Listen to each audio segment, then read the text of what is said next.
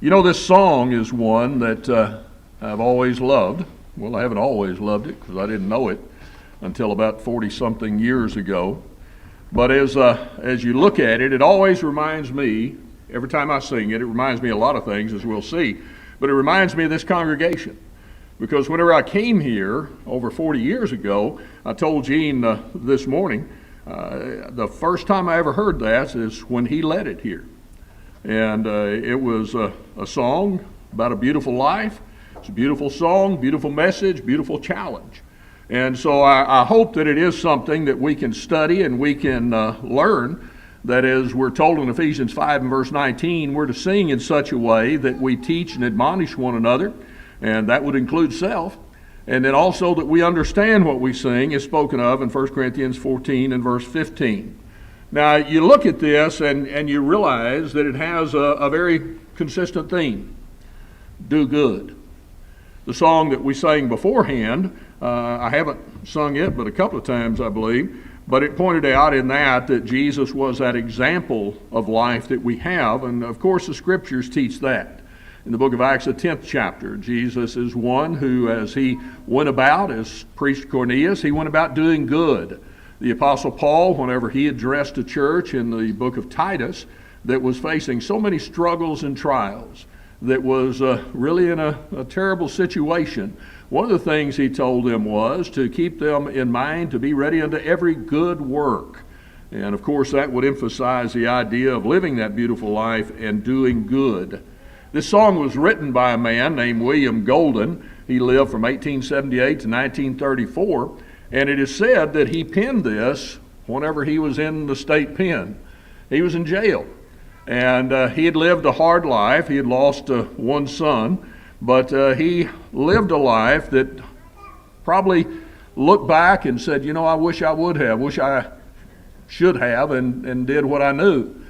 But he lived a life in which he penned several songs. He wrote this one, and another one he wrote is To Canaan's Land. And both of those emphasize, of course, a course of action, a life that is meaningful to God. And of course, that makes it meaningful to us. So we look at it and we think about, as we speak of a beautiful life, what does this song really teach? And as I said, the emphasis is do good. Do good to others. And that's a consistent theme. That's something that sets us apart. John 13:35. By this shall all men know that you are my disciples if you have love one for another. So this attitude of love is something that's put into action. It's more than just a word. 1 Corinthians, the 13th chapter, you find there the description of love sets forth us as such a character that we're so much different. And so we look at this and we realize as we sing the stanzas, I hope, that we don't get into the habit of just singing words and not paying attention. This morning I was talking with Larry, and he and I were discussing our mutual singing ability.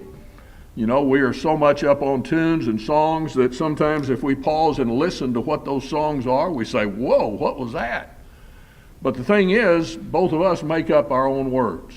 We just sing whatever we want and what sounds good. But that's just kind of a flippant way to, to face singing. Good if you're talking about the songs that we get out there. But whenever we're talking about psalms, hymns, and spiritual songs, as we're commanded to have in worship, then we need to understand what we're saying. So what does this teach? Well, the first stanza, he says, each day I'll do a golden deed by helping those who are in need. My life on earth is but a span, and so I'll do the best I can. And that tells us that each day thing. Sometimes we think of Christianity as something that I put on Sunday and maybe Wednesday, and no. Remember this morning we talked about what it means to be a Christian? I am one who is of Christ. I belong to Christ. I have made this decision by being baptized into Christ to be an adherent unto Him, His life, His teachings. And so that's a daily thing. It's who I am now. The writer in Romans 6 tells us that whenever we are baptized into Christ, into His death, that the old man of sin is put to death, and we rise to walk in the newness of life. That newness of life is living the life that is going about daily. It affects me daily. Luke 9 and verse 23, whenever they were talking about following Jesus, he said, man must take up his cross, must follow him. In other words, it's something, it's not always easy, but it's a life of devotion, it's a life of purpose. And so we're concerned about helping those in need. James 1 and verse 27, pure Christianity and undefiled before God and the Father is this, to visit the fatherless and widows in their afflictions, and to keep yourself unspotted from the world. That talks there about the daily life that I live. I'm living for God. I'm staying away from the impure things. But I'm looking and I'm seeing the needs about me. I want each day to do a golden deed by helping those that are in need. And then I do this, my life is but a span.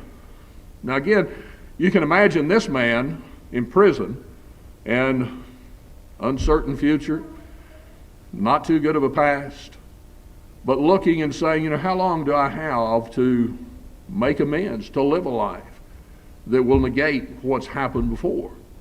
Well, hopefully we haven't done the things that he did, but I think all of us can look and say, I should have. I wish I'd have started earlier. I wish I'd have been more involved, whatever it may be. We realize, especially as we go through the daily life, what the brevity of life is. James talks about in James 4 and verse 13 and following about, the futility of saying, tomorrow I'll do this. And the writer's saying, your life's but a vapor that appeareth for a time, then vanisheth away. Lana, the other day we were in the house, last night, and she was fretting about tornadoes. I don't know whether she thought, okay, this is it. But she said, I can't believe when our 70s.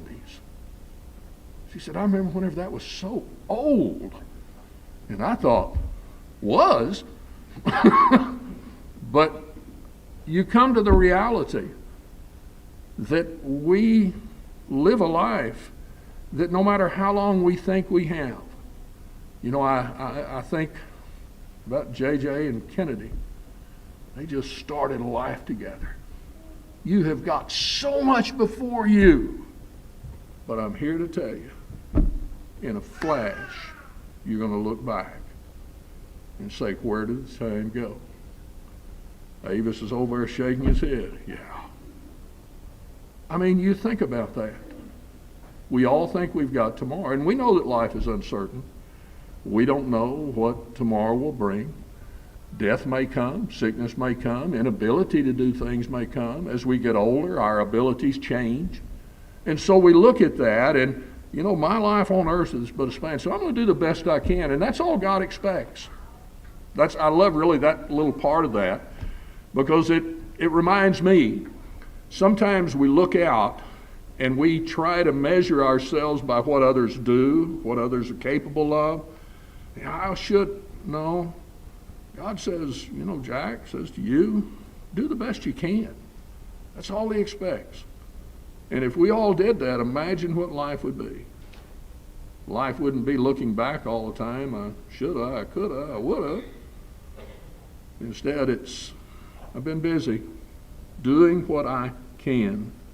And so I look at that, and then I consider to be a child of God each day. My light must shine along the way. I'll sing his praise while ages roll and strive to help some troubled soul. You look at that, to be a child of God, and whenever you sing that, I look at it and at times I think, 1 John 3 and verse 1, behold what manner of love the Father has bestowed upon us that we should be called the children of God.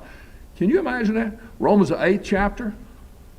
We are heirs of God, joint heirs with Christ. Unbelievable, isn't it? I grew up, I was taught, you take pride in the Williams name. We have a family that is good, doing things right. Take pride in that name. Don't bring any reproach on that name. But you think about, here I am, to be a child of God each day. What am I going to do? I'm going to let my light shine. Remember being a Christian this morning, what it means to be a Christian? I'm going to live that life. Sometimes the world doesn't like it, but I guarantee you they need it. And I need it too. And so each day, I'm going to let my life shine. Matthew 5 and verse 16, let your light shine, Jack. Do it before men. And so I look at that and I realize that I'm going to have to pay a price. I'm going to have to live this life, but it's going to be such that I marvel in who I am and whose I am, and I let my light shine. And so I sing the praises while ages roll. You think about the singing of praises right here. Whenever we sing, I love to sing. Don't always do it too well. Sometimes I get off a little bit. Somebody says, "What part do you sing?" I said, "All depends on who I'm sitting close to." But the reality is, I love to sing. And I love to hear other people sing. Because those individuals, those of us who take seriously this act of worship, and we sing the best we can, just like other things. And we're teaching and admonishing.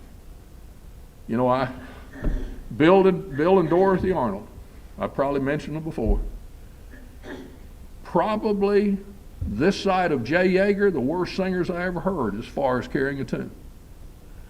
But I love to be around them because they sang with their heart. Same thing Jay Yeager. I told you about Jay Yeager. Jay Yeager told me once that, I said, "Can you lead sing?" He said, "Oh no." And I sat beside, I thought he was kidding, but he wasn't. That's the way he sings. But that doesn't stop him. He sings. And that's what I do. You know, I look and I realize that as we go forth, we live this life in which we sing his praise. Well, it's not always just the literal singing. You can talk about, talk to my wife and she'll sing the praises of her children, her grandchildren, her great-grandchild.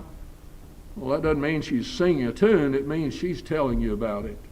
And so as I go through, I sing his praise. I let it out. And by doing that, I strive to help some troubled soul. Remember who I am. I'm a child of God. I have something that so many in the world don't.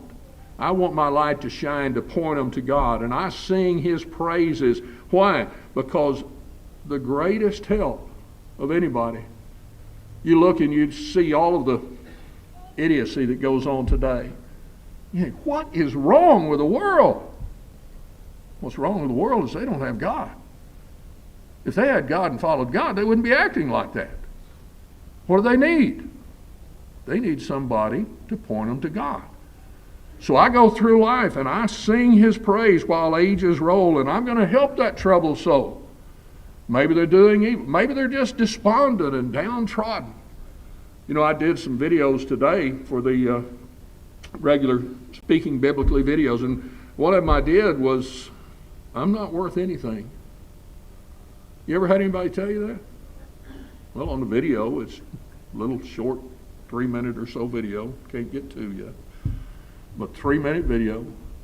And I point out, you can't get past Genesis 1:27 without realizing how you are important to God. He made us in his image. And then, of course, it goes from there. But I live a life, and people say, what are you so happy about? We're living this life. We're singing his praises. Here's a troubled soul, despondent, discouraged, downhearted, not knowing why should I even care about anything? Why should I do anything good? And we're the one that's singing the praises of God. By the words we speak, the words we sing, the life we live, that light is shining. And we show them a better way. Can't make them choose it. Can't make them follow it. But we strive to help some troubled soul. And then, the only life that will endure is one that's kind and good and pure. And so for God, I'll take my stand. Each day I'll lend a helping hand. Well, a lot of people go through life. The Apostle Paul pointed out, using the idea of riches in 1 Timothy 6, we came in naked into this world and we're going out. So I live this life. If I'm living it for treasures upon earth, the Lord said in Matthew 6, those things are going to rust and decay. They're not going to last. You want to endure? The things that endure are the things that are good and kind and pure. That's laying up treasure in heaven. That's doing the good. That's following the Lord. That's helping those who are in trouble. That's being this person that we're singing about, this beautiful life that exemplifies what God wants us to be. and shines a light for others to the God we serve. And so I live that life each day, realizing that I can do the things that endure. May not be rich in this world, but I'm rich in heavenly treasure that I'm laying up by the life that I live. And so for God, I'll take my stand. Each day I'll lend a helping hand. You think about that, taking a stand. It can be something as simple. Have you ever opened the door for somebody and they got mad? I have. You know, I had one person, I opened the door and they looked, what's the matter? You don't think I can open the door? Just trying to be helpful. But you know, I look at that and I realize I'm not going to let them intimidate me. I try to make it a practice. I go through, and I'm not the best at it, still working at it, but I see somebody like you always see in this life. They come through. You look at them, you smile. Well, you're taking a stand for God, even in that simple act. I remember down at Sam's Club, there was one man, he whenever you went out of the club, that man was winged on a sour pickle and he kept extras in his pocket. Lana's task in life was to make that man smile. And she did it. She would just go, how are you doing? You know, and just be nice to him. Well, that's our life. We look and we take a stand for God. We don't become conformed to this world, but we stand. We let our light shine. No matter how much the darkness pushes against us, no matter how many grumblings we hear from the darkness, we're here to make a difference. And the way we do that is, again, the troubled soul, the striving to help, letting lights, all of those things. I am lending a helping hand. The Lord said in Ephesians, the 4th chapter, in verse 32, we're to be kind, tender-hearted, loving, forgiving, even as God, for Christ's sake, forgave us. I mean, that's who we are. How many times have we helped somebody in the congregation, so for example, and it's, oh, well, it's just, that's who we are. That's what a Christian is. That we go through life and we take a stand. We're going to be there for one another. We're going to help to bear one another's burdens. We're going to sit and teach the gospel. We're going to give the answers.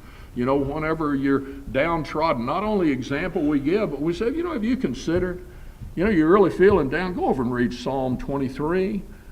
Go over and read Psalm 46. You think you don't have any reason to rejoice? Go over and read the Philippian letter. Read about the Apostle Paul and how whenever he was in prison, he said, you know, it's all working out for good. It's going to be good. Rejoice evermore. I mean, you point them to that, but the life that we live is not going to be ashamed to take a stand. Sometimes we think of that only as taking a stand, saying, you're wrong, do that. Well, there's a time that you rebuke people. But the most prevalent thing we do is live this life. Be this person who the world looks and says, why are you so different? Why are you that way? And further then, you're ready to give an answer to any man who asks a reason of the hope that is in us.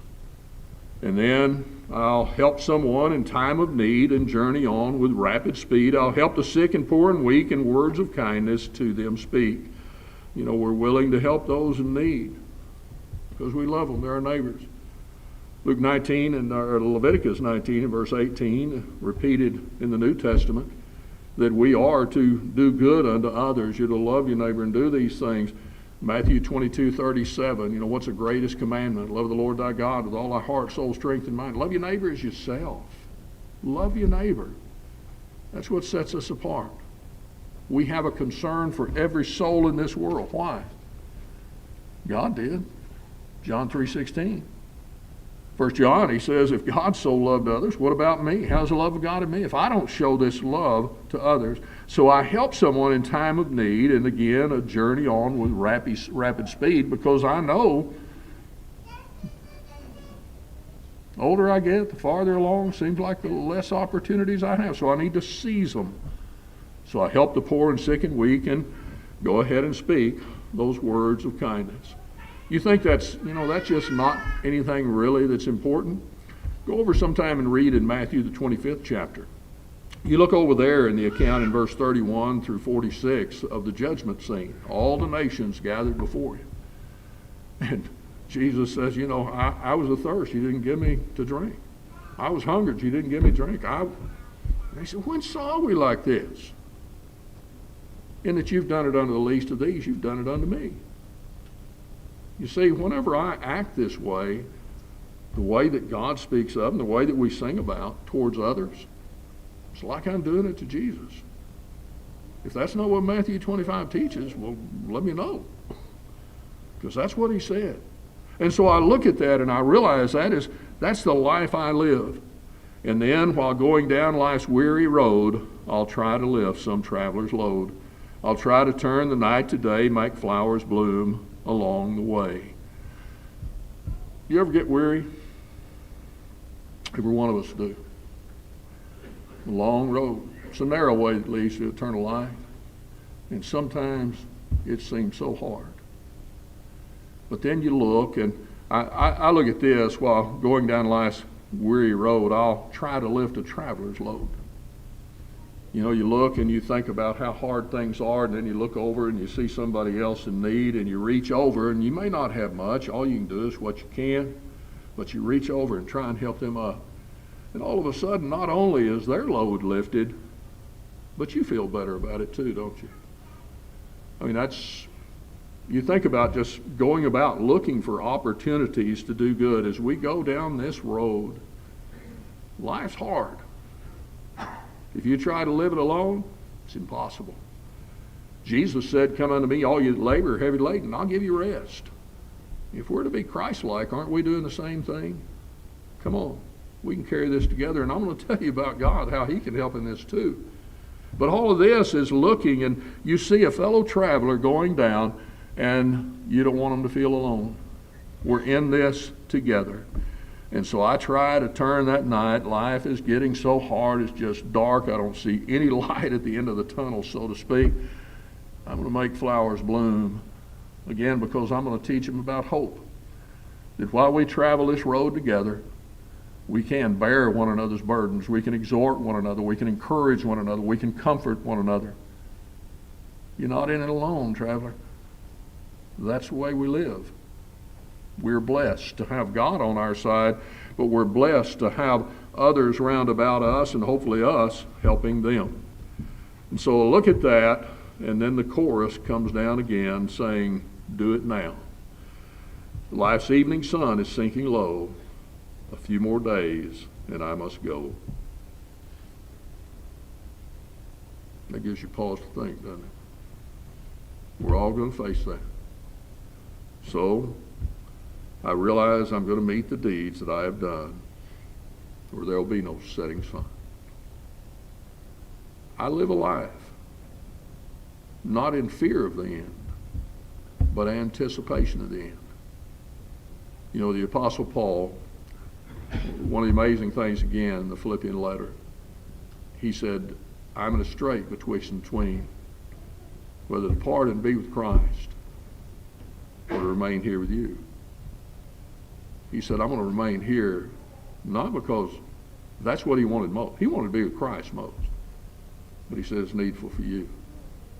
We live this life ready, anticipating, looking for, loving the appearance, as Paul spoke of in 2 Timothy 4. But we go on and we look at the opportunities to be Christ-like as we do that. And that's what we're singing about. So I look at that song, and every time I sing it, I'm reminded to look at self. What are you doing, Jack? How's your life described? I think like all of us, I assume, times my life isn't as beautiful as it should be. And that's why we need to teach and admonish one another and be encouraged to grow, get better. Realize that you can reach a little farther, do a little better, sing a little louder with your life, so to speak. But it's a choice we make. If you haven't become a Christian, here's the problem. You can be a good folk. You can say, well, I do that. I help other people. I do this. I do that. We spoke of this morning, what it means to be a Christian is you're in Christ. You're not going to be judged and said, oh, you've done a lot of good. Doesn't matter, you didn't obey me. No. We become his children and we live for him. We live for Jesus, a life that's pure. We live for Jesus each day. Think of all the songs that we sing about that. Now that's something we make a decision to do.